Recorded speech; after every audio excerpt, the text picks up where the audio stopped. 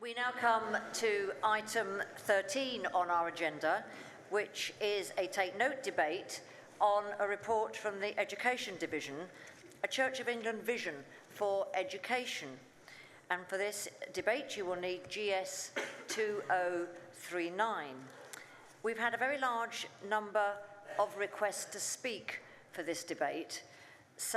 And we do have timed business at 5:30. So I'm going to set a speech limit of 3 minutes from the outset so that we're able to hear as many voices as possible. I now invite the Bishop of Ely to move the motion, and he may speak for up to 10 minutes. Thank you, Chair. Conway, Ely 16. At the turn of this century, the General Synod affirmed the motion that for the Church of England, schools, our schools, are at the heart of our mission to the nation. And our church schools continue to play a vital role in providing a distinctively Christian education which has spiritual development at its very heart. We offer a character and ethos which is imbued with Christian worship so that our young people can experience that life-changing encounter with Jesus. Today, our educational context is changing fast. As the system has fragmented from the dual one to a very multiple provider system with a diminishing role for local authorities, we find ourselves as the largest provider of schools and academies across the country. A large academy chain is judged to have about 40 schools. Well, across the country, the Church of England has 750 academies among our 4,600 schools. When we were seeking to develop a vision for education to undergird all of our endeavours and our ambition and appetite to grow the number of church schools and extend our influence across the country to care for even more than the 1 million children we care for already, we wrestled with the question, was it really our purpose primarily to be protecting the distinctive nature of church schools, or to seek to engage fully and with great confidence in building on our distinctive ethos to seek to develop and influence and indeed change the vision for education of the whole nation? Our conclusion has been that this is a moment to be both bold and ambitious and offer more than an apologetic for church schools, a Christian vision for education that could affect all of our children and the way that government goes about its business. Obviously, this will only have authenticity because it's rooted within the Christian character of our existing and growing number of church schools, and we are strengthening the inspection framework to ensure that church schools continue to develop their distinctive Christian character. Only this week, I've been made more aware of the opportunity before us, hearing of community school heads telling one diocese that they wanted to become part of church school-led MATs because they recognised in this vision that we are articulating something deeper and richer than the often functionalist or utilitarian view of education that has become the dominant narrative. I'm very heartened every time I read Archbishop Temple from 1944 reminding the National Society that it then was that we educate persons and we teach persons, not facts. It's a deeply Christian vision for education for the common good, worked out authentically and explicitly as the underpinning Christian vision for Church of England schools. And we know this is more and more vital as we note research from this university this year, which showed that England ranked 13th out of 16 when it came to life satisfaction among children across Europe. And so, as the major provider of schools, we must lead the way with a clear and confident message of how education should promote human flourishing.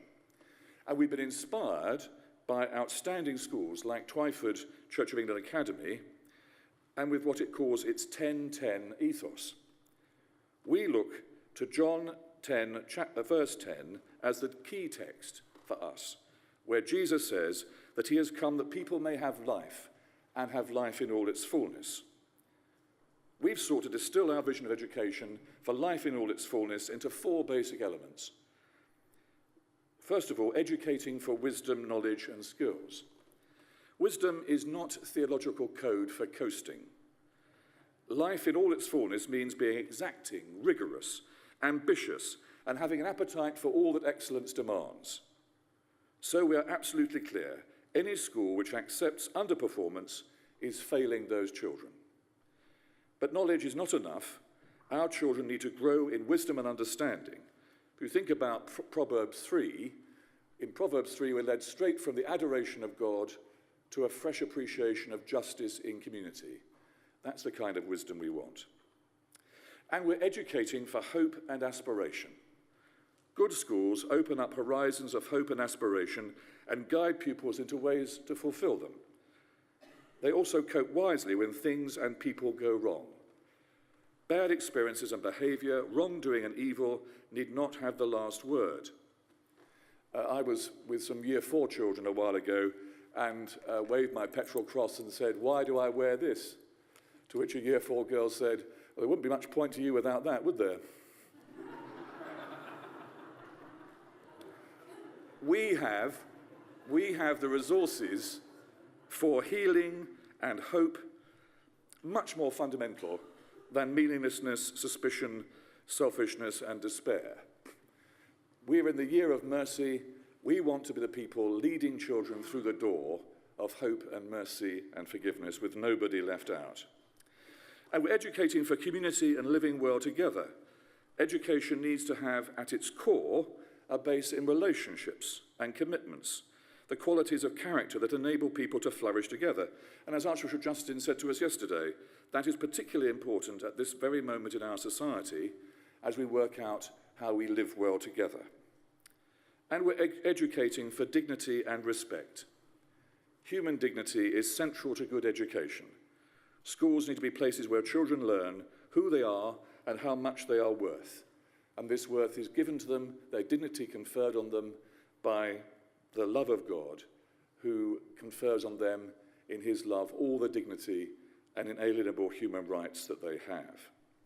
And it's important in this that we recognise this is reaching out to children with any kind of struggle or disability, that I'm reminded of Jean Vanier of L'Arche saying that Jesus creates the church when he offers his mother and his best friend to each other, when he is at his most humiliated and disfigured. So wisdom, hope, community, and dignity. In discussing this with school leaders, they found this to be a compelling vision of life in all its fullness, and this has been welcomed warmly by the House of Bishops and by diocesan education teams. I've been trailing this at head teachers and school leaders conferences around the country, and have met nothing but enthusiasm and excitement about it. But visions, as I've heard recently, must be lived, not laminated. We've developed this vision for education at this time because this is a unique opportunity that's not coming again. We're hearing this from senior figures in the Department of Education, in Parliament and elsewhere, that this is an opportunity for the Church to engage, to be providing more of the aspirations set out in the government's recent white paper on education. This is the opportunity that won't come again for us to be ambitious, not only for opening new free schools, for doing our part in meeting the new requirements for schools in a growing child population. But we need to engage with this now, and we are doing this, of course, partly by starting the new Foundation for Educational Leadership, which will be a cornerstone for transforming leadership across our sector and doing the research to undergird all that we seek to do in the future. So the time is here. This is an opportunity to develop new schools as well as existing schools, to offer radical new approaches to how we function as a movement for education, and standing still is not an option. We must go forward in confidence, seize the opportunity right now. This is our mission to the nation, deeply Christian, serving the common good. And I commend this vision for education to Synod.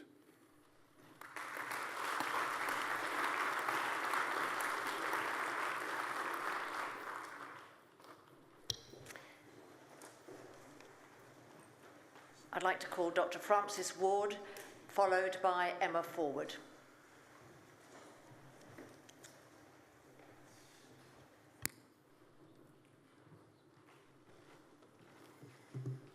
Frances Ford, Deans, 56. In this, my maiden speech, I'd like to begin by thanking Synod for electing me as a trustee of the National Society. It is a privilege and honour to serve that historic body, especially during the next 5 years of national change, challenge and opportunity in education. This is a Kairos time, as Bishop Stephen has said, and deeply Christian serving the common good rises to that challenge, giving us a vision as the Church of England to promote the flourishing of today's children, tomorrow's disciples and leaders. We face turbulent times as a nation, and one of the surest signs of hope we can offer as the national church is our continued faith in children, giving them the very best resources to face an uncertain future.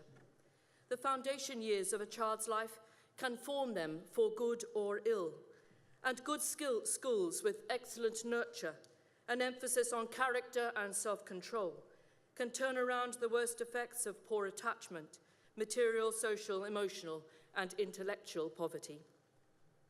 The report offers a clear and confident vision for the long term in what is, I'd argue, the best opportunities for mission that we could ask for.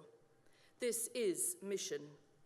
This is how I believe we make the best and greatest impact upon our nation in mission, through the excellence of our church schools and what they offer to children from all walks of life and ethnic backgrounds. Whether it's a school in Manningham in Bradford, where I used to minister, or a small rural school in the heart of Suffolk, where I am now, our church schools need to be hubs of mission, drawing greater resources in recognition of the opportunities they offer to introduce children and their parents to Christianity. The foundation in educational leadership is crucial to this mission, to equip teachers to communicate the Christian gospel. Imagine 10, 20 years' time, when people are heard to say, that person must have been educated in an Anglican school. You can tell. They have such confidence and hope.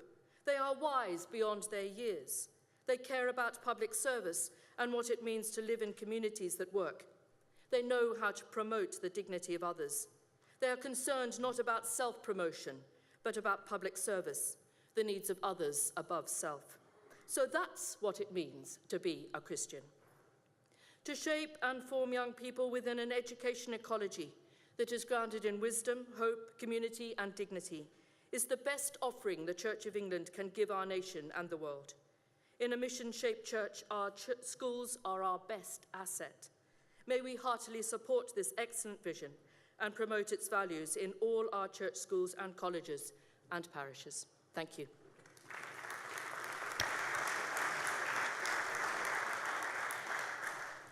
After Emma Forward, I would like to call Jill de Berry for a maiden speech.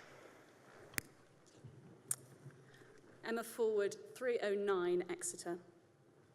It may be a surprise to you that, as a Christian teacher, I would like to resist that we take note of this vision for education. It is, on the surface, actually hard to disagree with any of the words, nor with any of the sentiment of this vision. For example, I think I like the sound of an educational ecosystem, although in spite of having been a teacher for 10 years, I have to admit I don't really know what that actually means. Which leads me to my main point. I can't really tell what this document is saying. I teach pupils taking GCSE and A-level English, and a great deal of my time involves helping young adults to write clearly, to make an argument and convince the reader of their point. If their written work doesn't communicate successfully, I send them to redo it. There's nothing wrong with that. There is no shame in it, if you want to get something right. In fact, when teaching Year 12s and Year 13s and writing their UCAS personal statement, it is good practice to revisit it a minimum of 8 times in order for the writer to express themselves in the best possible light. The vision for education, as we have it here, still feels more like an apology for the Christian faith in our schools, rather than an insistence on it as the absolute truth. Later on, you might want to look again at the paragraph on worship on page 16. It explains why worship probably shouldn't be omitted from school life. It feels like we are embarrassed to have to say that. Rather, we should insist on worship in our schools and set standards for what that should entail. As Christian educators, our schools ought to be forming young Christians to send out to increase the faith into an increasingly secularised world. Let's send this draft back and get it reworked so that we can achieve that end. I ask you, like me, to resist this Take Note debate for that reason.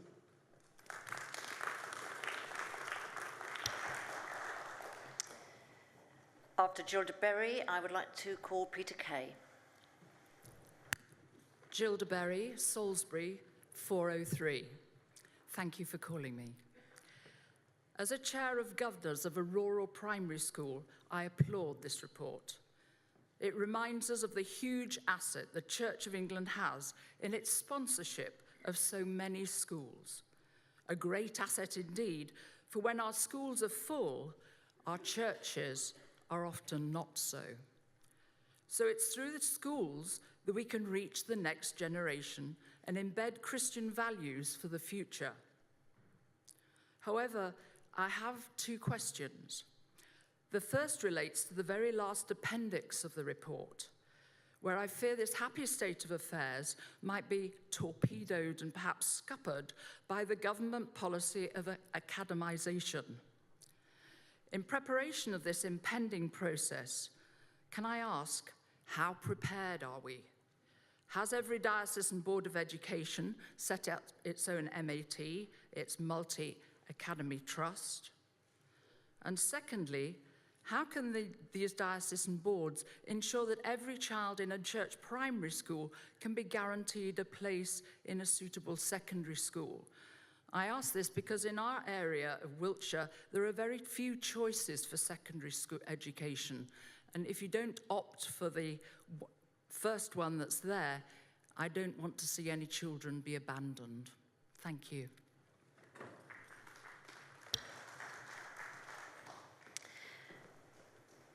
After Peter Kay, I would like to hear Canon Mark Russell.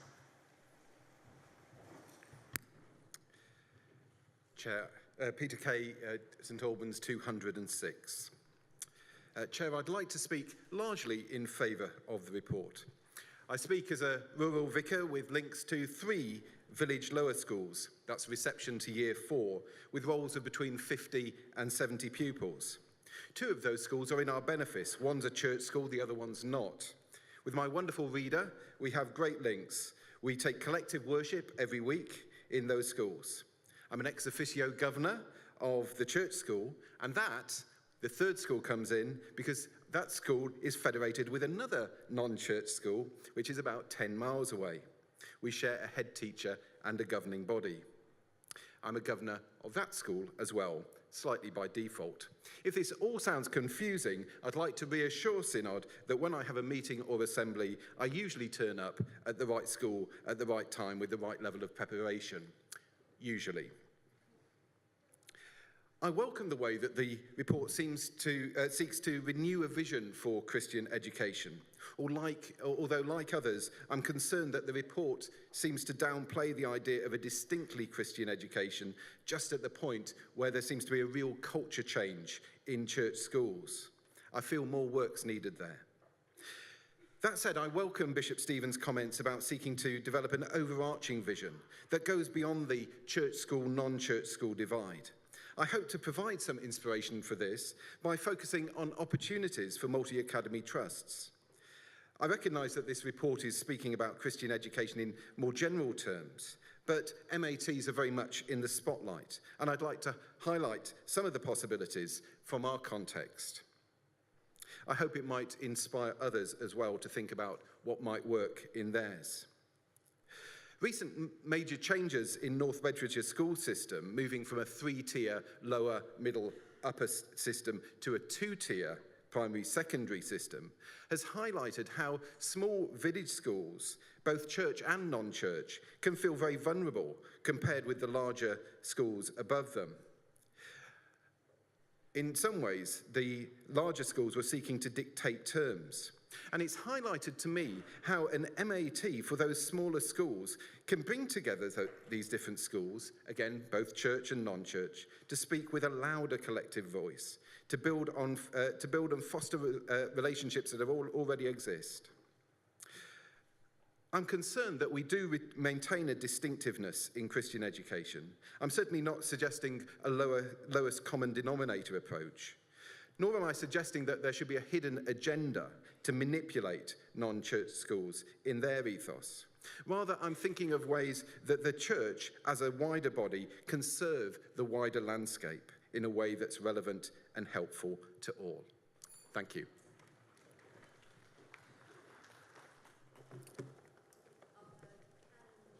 After Canon Mark Russell, I would like to hear from Alison Booker. Mark Russell, Sheffield 408. Madam Chair, thank you so much for calling me. Before I was leader of Church Army, I was a youth worker in Chorley Wood. And one of the most important parts of my job was being involved in our awesome school. Whether it was doing assemblies or helping kids to read or hanging upside down on a high rope, it was a privilege to journey with these children. Last Friday, a 26-year-old young woman tweeted me and asked for my email address. I vaguely recognized her name. Her marriage had broken down, and it was me she wanted to pray for her. She'd been in our school 12 years ago. That is the impact that our schools have on children. So I welcome this report warmly. Church schools are a success story for our church, and we should be proud of the impact they have across the nation. My favourite TV programme is The Apprentice, and my favourite moment is when the very scary Claude Littner puts the candidates and their seat in the spotlight. Perhaps he would have a go at the Tory leadership contenders. But in one cringing moment, as one guy said he was a big fish in a small pond, Claude mercilessly said, "You are neither a big fish, you are not even a fish." Well, friends, we are a big fish in the educational world. 4,500 primary schools, 200 secondary schools. Our clergy provide 1 million hours of schools service every single year. 25,000 of us are school governors, 1 million attend our schools, and 15 million across this country have attended one of our schools. This is fantastic, and it's utterly inspirational. And every one of those schools is a community that is generous, inclusive, hopeful, loving, and yes, deeply Christian. For each child is important, and we hope they will know that God loves them and they can achieve the best that they can achieve. And so when politicians remind us that the church has no business in running schools, we remind them gently that we were running schools for 134 years before they showed up. The government's recent educational white paper calls for excellence. Well, 3/4 of our schools are excellent. They want more teaching schools, we can do that. They want more free schools, we can do that. They want more schools in poor areas, we can do that too. They want more leaders, we can train them. This is a time for boldness, it's a time for courage, it's a time to be strong. And on the eve of the European football final, let me say this. There is a clear, open goal in front of the Church of England that the government have set for us. And I urge our team captain, the nimble and able Bishop of Ely, to lead our team forward in his kit and score that goal, and the rest of us in this synod will cheer him on.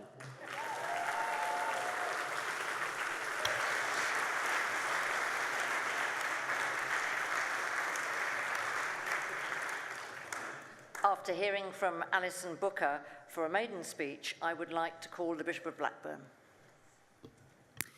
Alison Booker, Leicester 140. Thank you for calling me. I want to welcome this report for the vision it gives of the importance of the Church of England of being involved in the education of our children. In time, I hope there'll be more details of how that will emerge here and, of course, locally. I think it is important that as a national church we are open, clear and intentional about our commitment to education. My own perspective as a vicar of 5 East Leicestershire villages, the largest of which, Bilston, has around 1,000 people and a thriving church primary school. Where I am, the 5 village schools around us work together in a collaborative partnership. 4 of these are Church of England schools. The collaboration of distinctive units is really important to them, and there is a resistance to decision-making bodies which are external to that. I want to encourage us as the Church of England not only to have confidence in our long-term experience of education, but also to draw upon our very clear ability to be the church at an international, national and diocesan level, whilst at the same time encouraging the individual, unique expression of that at a very local level. In my opinion, this experience will be of great importance in our rural schools, and I'm sure in others also. We need our existing and new church schools to be places of fullness of life, rooted in their communities, whilst being connected to the wider communities in which they are set.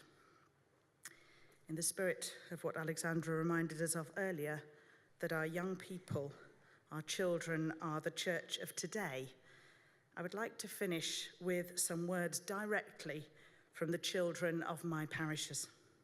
In Bilston School, we asked a small group of 10 and 11-year-olds, 3/4 of whom have no faith experience or contact outside of school, but who choose to come to a lunchtime prayer and worship club, to write an explanation, a tagline of what it means to be a church school. It's my hope we can help create the possibility of this for many children now and in the years to come. The children of Bilston School said this: "We are the children of God, the Holy Trinity. We learn to believe, and we believe to achieve." Thank you.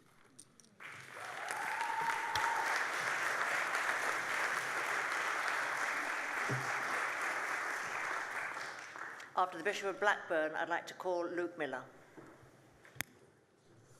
Julian Henderson, Blackburn 8.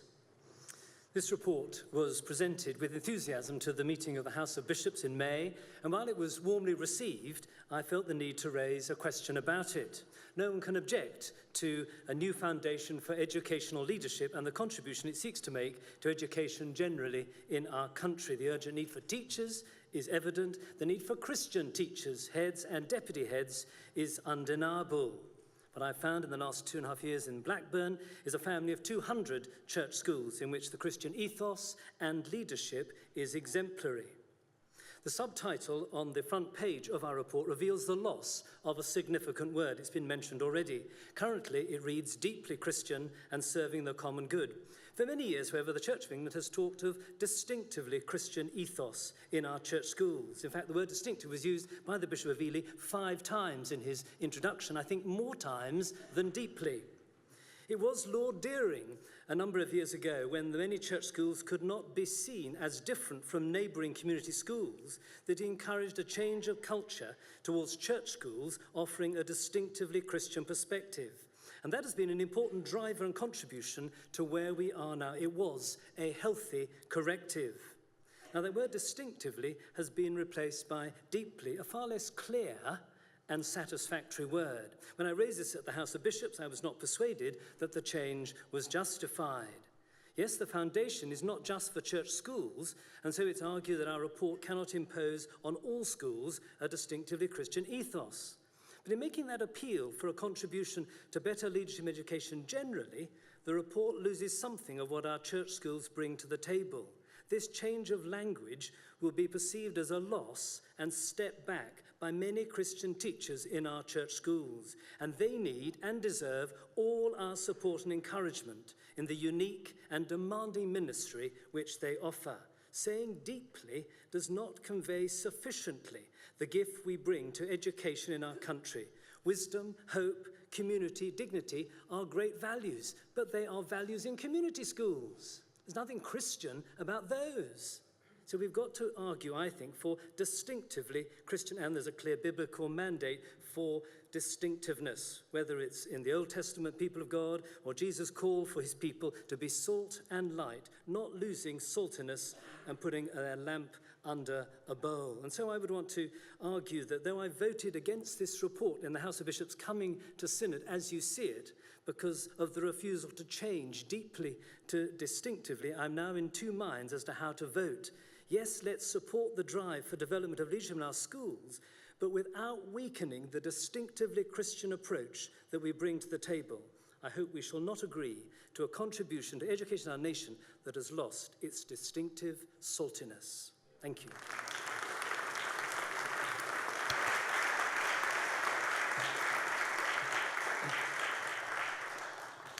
after Luke Miller, I'd like to call the Bishop of Gloucester. Thank you, Madam Chairman, for calling me. Luke Miller, 162 London. This would have been a maiden speech if I hadn't chipped in about BMOs earlier on this morning.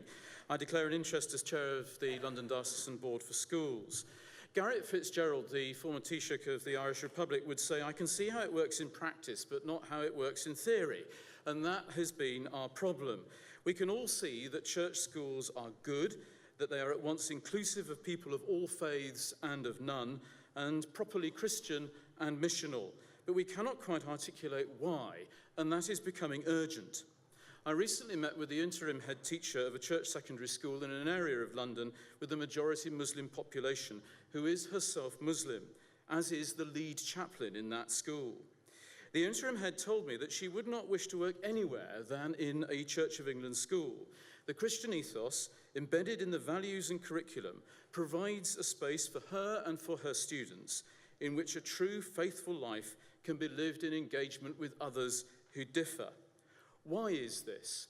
My wife, who teaches in a non-church school in a similar kind of area, was told by a child, I'm not going to learn science from you, miss, any longer, because my holy book told me not to. She called circle time. Let's change the language. Your belief is based on evidence. Yes, the evidence in my book. Okay, I'm a Christian. My belief is based on the evidence of my holy book, and here's why. Now here's some scientists, and their belief is based on the evidence that they bring.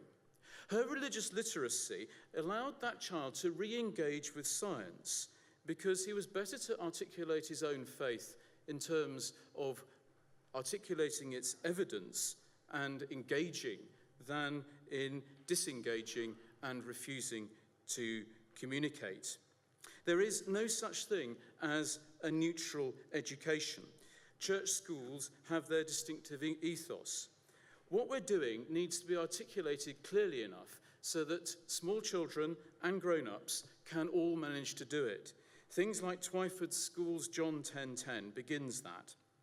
But in a moment of massive opportunity, with extraordinary partnerships to make with all kinds of other schools, we need more clearly to articulate it. It is clear that we are not quite yet ready with a language that works. I commend the report to Synod. I think that we should send it forward with a strong blessing, but we need also to commit ourselves to continuing to work in this complicated field in a way that enables us clearly and succinctly to say why it is we are about what we're doing.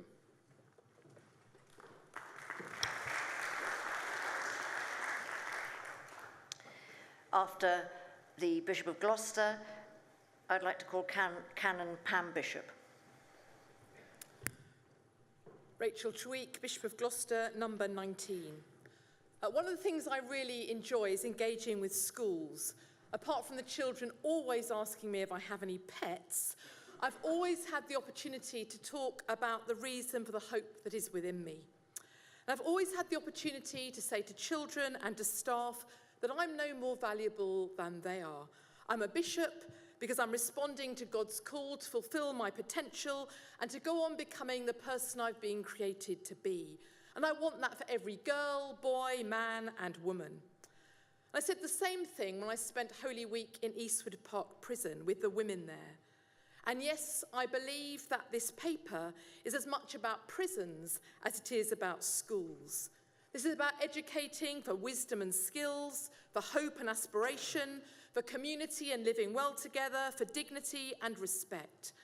This is about enabling people to fulfill their potential and to experience life in all its fullness across every part of our country. In February, I initiated a morning in which we brought together head teachers and the clergy of our Church of England primary schools. It was run jointly with a local authority, and yes, there were some points of tension and some negotiation needed in planning it, but at no point did we water down our Christian faith. The wine was there to be tasted. And we spent a morning looking at how our schools and churches could work more imaginatively together for the common good of the wider community. I was delighted that a couple of head teachers from community schools came along with their local clergy. They recognised this was not about creating faith schools, but about creating schools which are open to all and are committed to the flourishing of every individual, whilst the church not shying away from our confidence in our faith in Jesus Christ. I was sorry to miss yesterday's debate following the EU referendum.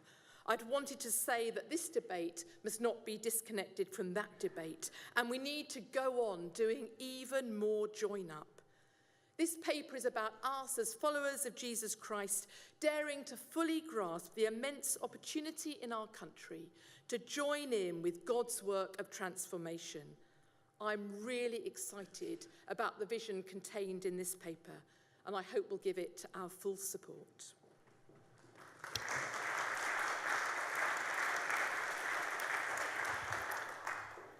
After Canon Pam Bishop, I'd like to hear from Karen Gary Jenkins.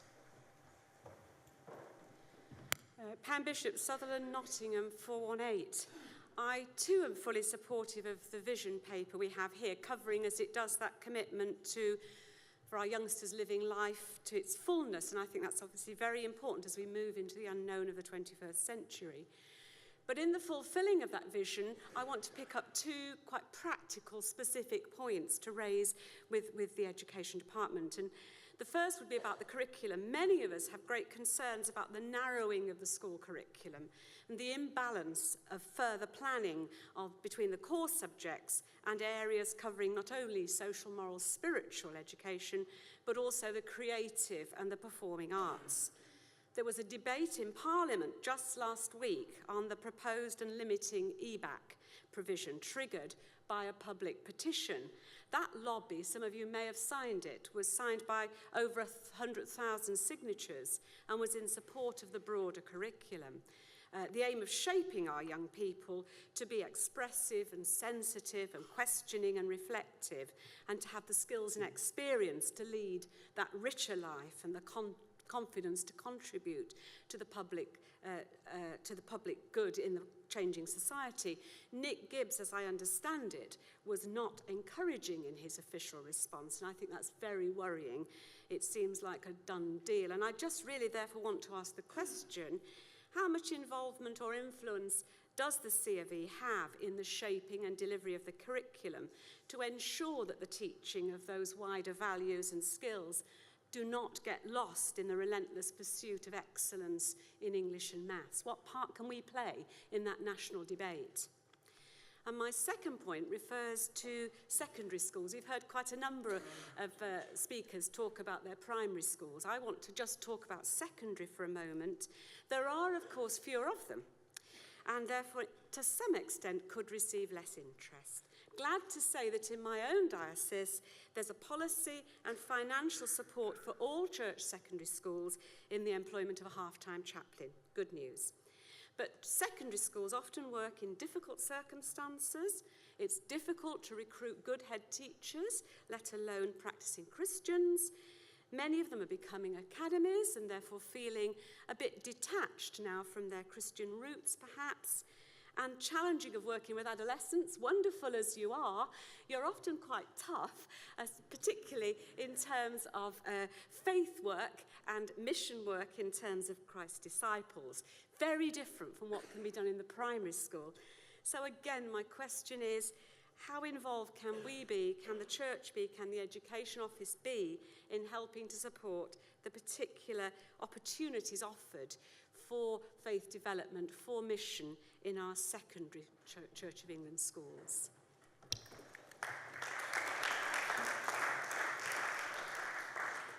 After Canon Gary Jenkins, I call the Archbishop of Canterbury. Gary Jenkins, Southwark 223.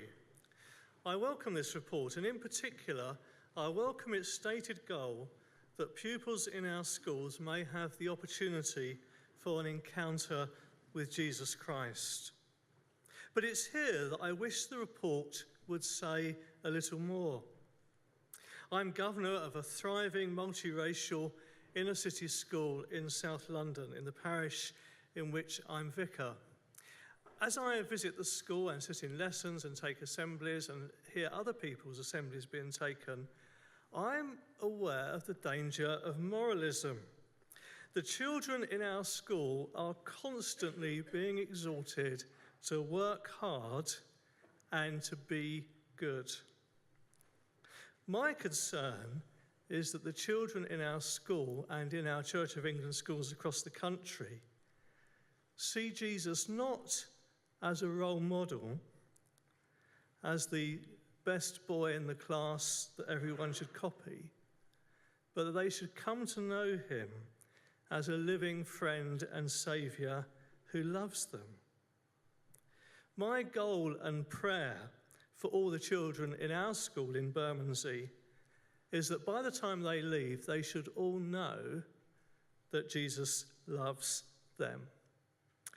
I love the reference in the report to John 10:10 and the life in all its fullness that Jesus brings. But the gateway to that life in all its fullness is to know him as your saviour.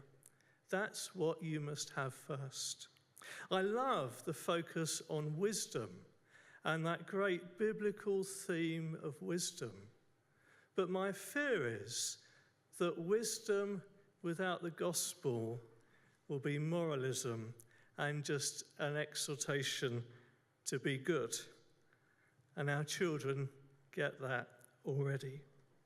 So can we make sure that the gospel of Jesus' love and forgiveness is at the very heart of the offer of church education that we make as the Church of England to our nation? Thank you.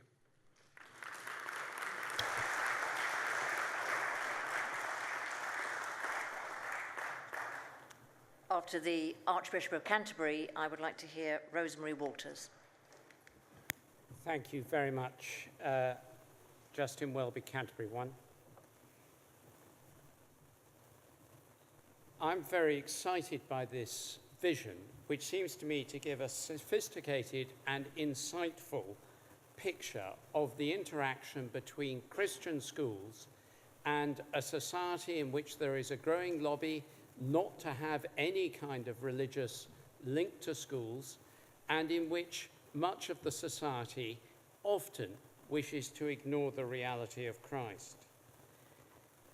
In this interaction, we see the working of the common good. We see values and skills in the human being brought together in a way that is immensely exciting and absolutely indispensable to this moment in our history. But also we see that that interaction of values and skills, of the interaction of the Christian school with an increasingly secular society, is held in a context of worship. And I'm reminded of Father Thomas's words earlier of the importance of the encounter with God that comes in worship, and that comes through very clearly indeed. The values and the vision are embedded in theology and in Scripture. We have heard that said already, and when you look at the authors of this report, that is no surprise at all. More than that, of course, our education, the education that comes from the Church of England, must be distinctively Christian. And Bishop Stephen's words earlier made it clear that everything they're thinking of is distinctively Christian.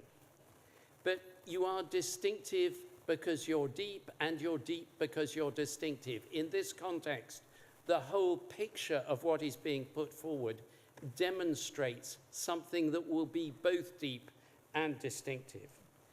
This vision is outward looking into our society, not inward concerned.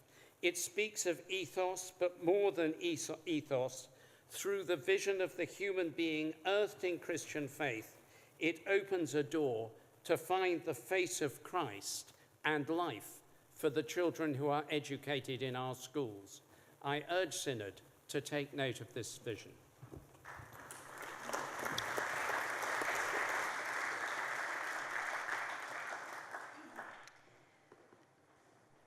After Rosemary Walters, I'd like to hear from Sam Margrave. Thank you. Rosemary Walters, Canterbury 264. I'd like to support this report from the point of view of someone who trains primary teachers to teach RE. I think what's so good about it is that it has a breadth of vision. You see, when I start with my students, before we get on to how we're going to teach RE, I say to them, let's look at religion, let's look at education, and let's see if we can put these two words together. And so we begin to discuss the ideas that education is an open-ended inquiry, and also that what justifies religious education's part in the curriculum is that it deals with an area of human experience. And what is the area of human experience that it deals with? Ultimate questions. And here they are on page 5 of this report. Who am I? What do I desire? How should I live? And these are to be explored within a value system which reflects the integrity of the teachers, of the pupils, bringing with them their own ideas, their own worldviews, so that these can encounter belief. And I think this is really exciting, because it's only if you respect this integrity and it meets with belief that you are going to achieve human flourishing, and you are going to get the teachers and the children to think what it means to be a person of faith. So I respect this report. I respect it from a theological perspective because I think it is shot through with grace. The idea of unconditional love, love for all families, all children, all backgrounds, and I must say all schools. We don't have a church school in our parish, but we have a community school, and it's run, I must say, in a very Christian way. You may think that's diluting, but I don't think it is, and they make us very welcome. And I think it's so important that we don't somehow suggest that non-church schools don't do this, because I think that they do. I respect this report for its pedagogy. It talks about education for, and so what are we doing education for? And I also respect it because it's credible.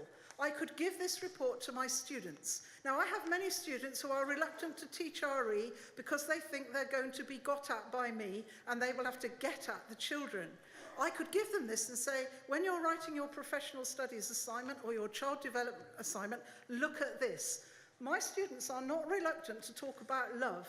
We talk about behaviour management. Children who need love the most often ask for it in the most unlovely ways. They will talk about love. And I think if I gave them this report, I don't need to preach at them. I don't need to comment on it.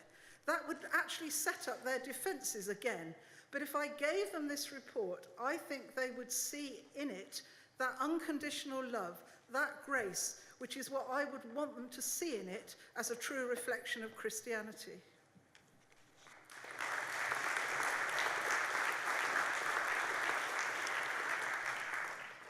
After Sam Margrave, I'd like to call the Bishop of Coventry.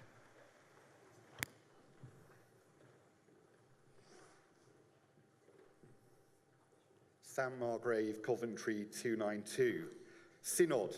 Teaching is a vocation, and we must, as a church, do train, equip, and encourage a new generation to take up the cross and to take up teaching. There is also much to be proud of in our schools. However, I want to focus on one issue. I feel that we need to look hard at our special educational needs provision, because in some cases we're failing some pupils when we should be offering excellence.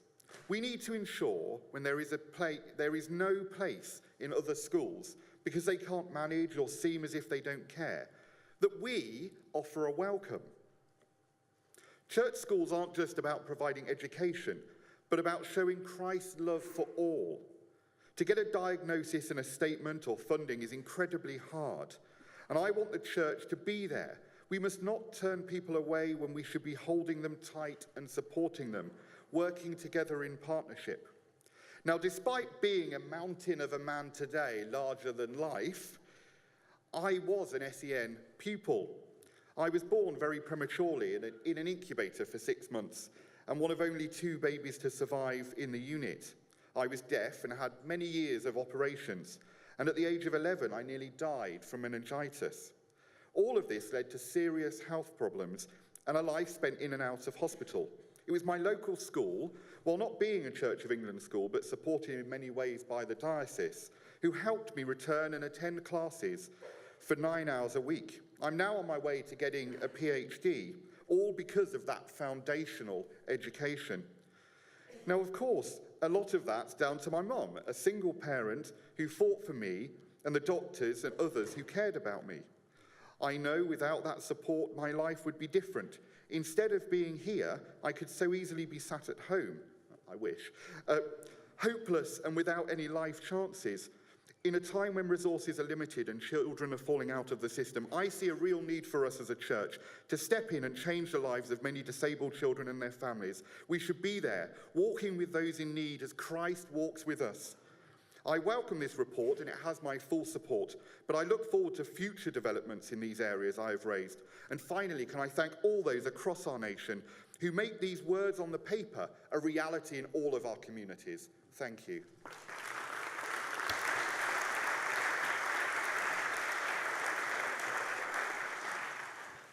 Point of order, Mr. Freeman.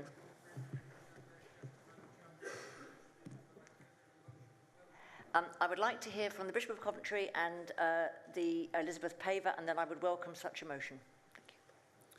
Thank you. After the Bishop of Coventry, Elizabeth Paver. Christopher Cogsworth, Coventry 14. Thank you, Chair, for calling me. At this stage of the debate, I'd like to look ahead at the practical outworking of the vision of deeply Christian education and to touch on 4 areas. Because as the report says, and it was underlined by the Bishop of Ely, standing still is not an option.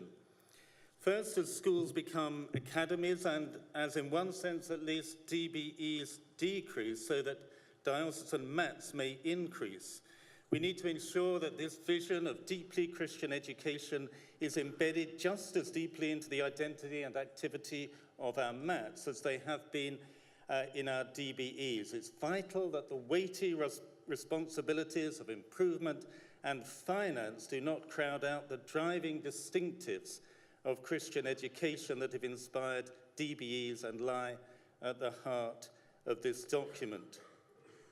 Secondly, the demographics of our population and the development of new housing across our nation is a tantalizing opportunity to extend the vision of education to new schools and new communities.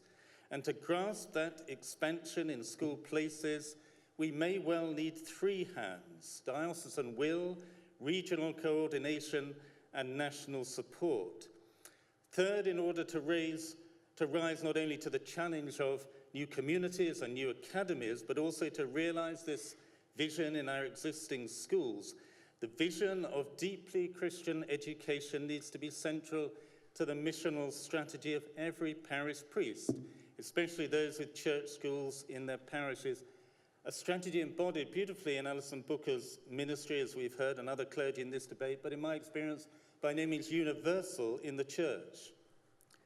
Fourth, this vision of Christian education that is deeply Christian in such a way that the church school can be seen even as a form of the church. And for Church of England education to be deeply Christian in such a way as there to be life, such a way to be there for all and for the good of all, to bring the life of the kingdom of God to the whole community. That is such a compelling vision that, as others have said, and it was put powerfully by Sam Maygrave a moment ago, it requires a recruitment of Christian teachers and then the forming of those teachers into strategic leaders of the church, people who are inspired by the pattern of Jesus the Rabbi and rise to that opportunity that we have for such a time as this. Thank you.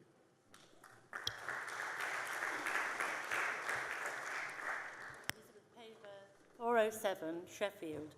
As someone who worked for 41 years in education, something like this, of course, has got to gladden my heart. But, in fact, the title didn't, but that's been dealt with so ably by Bishop of Blackburn. And thank you, Your Grace, for pointing out that that word distinctiveness is there and will be there because it is so important. But there is another word I want us to consider, which I don't think I have found, and that is the word vocation. And so often now, teachers in our country, when they say they're teachers, they're, well, you know, it's a very negative response. I think as the Church of England, we have got to now link this work with that for lay leadership. We've got to go out and we've got to look not only for new priests that we all want, for new teachers, new Christian teachers with a vocation to have a real ministry as a layperson doing this most important job. It's very difficult to recruit head teachers, as we know, in any schools at this time, and particularly in church schools. And as a governor of a church school, we have been through our difficulties like many of you have. But unless we start now and actually look for, and not be afraid to use that word vocation. I originally trained at St Mary's Teacher Training College in Cheltenham, and vocation was very much there and in our minds that God was calling us to teach. That was what he called us to, and it's biblical. So please, if we do anything, Synod, let's make sure that when the Church of England Foundation for Educational Leadership is there, that we have lots and lots of people wanting to do the original training to be a teacher with a Christian vocation in a Church of England school. It's so important. Thank you.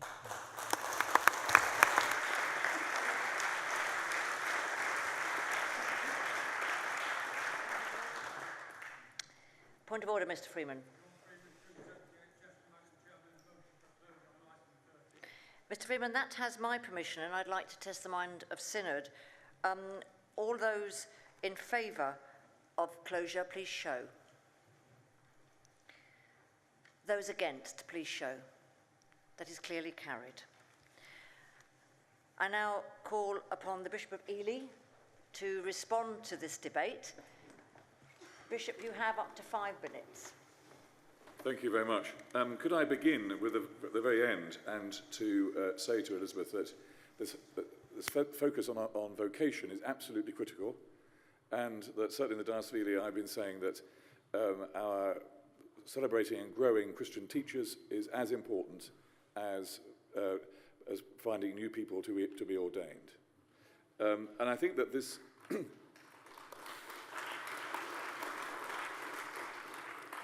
And this vision will have many iterations, including for teachers, and as you say, through the foundation. But there'll be iterations also for children. I mean, part of this process is that we need to have been listening to children and young people. It's great to have you here today. But also iterations for governors, for clergy, for how we approach inspection systems and so on into the future.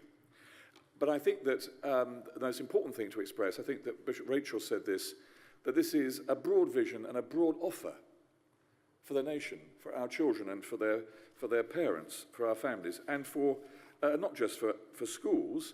This is a vision for our engagement with further and higher education. I mean, further education is the most neglected part of our education system.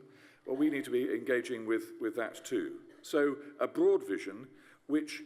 And I would say that the fact that that we're deeply Christian is no loss, so long as this deeply Christian vision is rooted, as I said in my initial remarks, is rooted in our authentic and distinctive character of our schools around the country.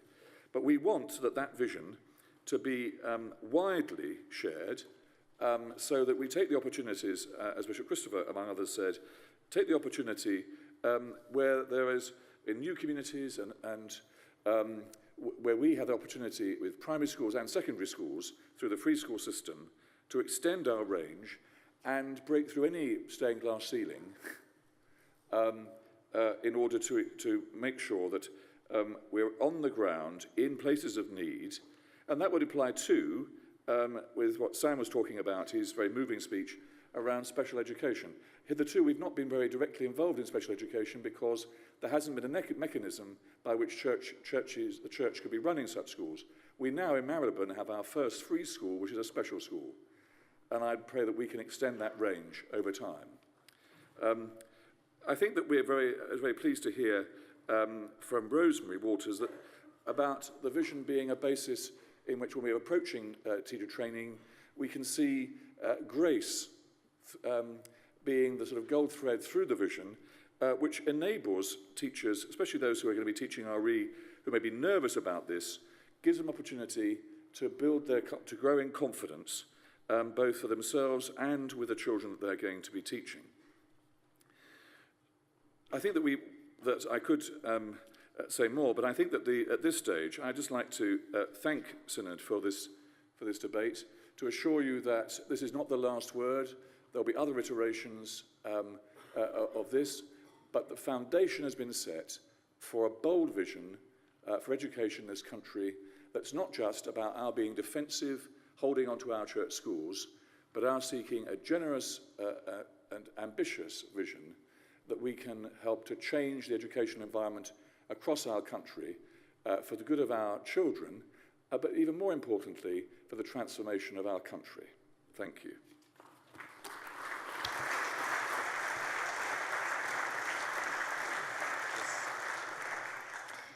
We now come to a vote on item 13, that this Synod take note of the report from the Education Division, A Church of England Vision for Education.